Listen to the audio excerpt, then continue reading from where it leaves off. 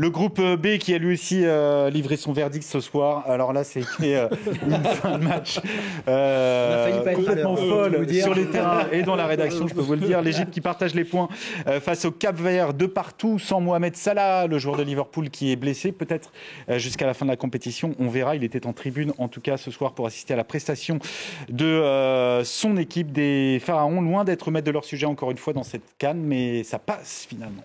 Ça passe. Et cette fois-ci, c'est l'inverse. Parce qu'ils ont mené et ils se sont fait rattraper, rejoindre dans les derniers arrêts de jeu. Mais font une belle équipe capverdienne qui mérite largement sa première place. Ouais. Une équipe capverdienne qui avait fait tourner en plus. Il y avait pas mal de changements par rapport aux deux autres. Qui est assez sûre d'elle, je trouve, dans les relances, qui est très propre et qui panique absolument pas. Ils ne paniquent pas, ils restent bloc bas.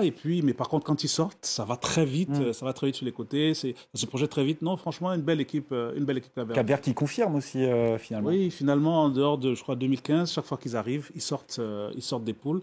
Et depuis leur première qualification en 2013, ils sortent des poules. Donc, il faudra se méfier maintenant de cette équipe égyptienne qui forcément est passée avec 3 matchs nuls. Vos favoris en début de compétition. Ah oui, mais ils sont toujours là. Oui, c'est sûr.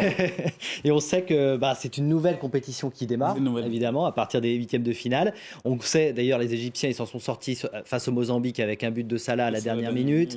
Ils s'en sortent également lors du dernier match un peu miraculeusement. Et là, c'est la même chose.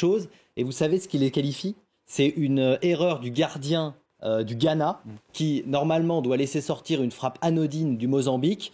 Le Ghana, on va en parler, c'est une fin de match aussi complètement incroyable. Il y a 2-1 pour le Ghana à ce moment-là. Ouais. Il doit laisser sortir ce ballon, sauf qu'il la touche du bout des doigts. Alors il dit non, je ne l'ai pas touché, mais tout le monde l'a vu. Corner et but du Mozambique.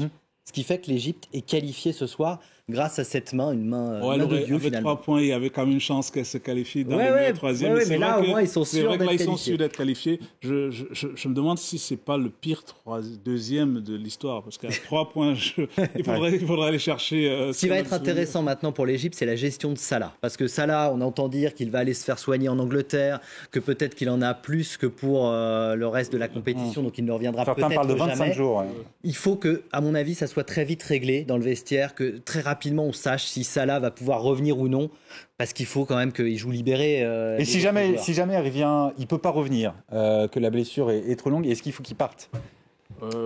Non, ça peut être un soutien, on l'a vu là. En tout cas, il faut clarifier cette situation sportive. Et je pense que, à mon avis, s'il est blessé, il partira. S'il ne peut pas revenir, il partira, puisqu'on est en pleine saison, il ira se soigner à Liverpool.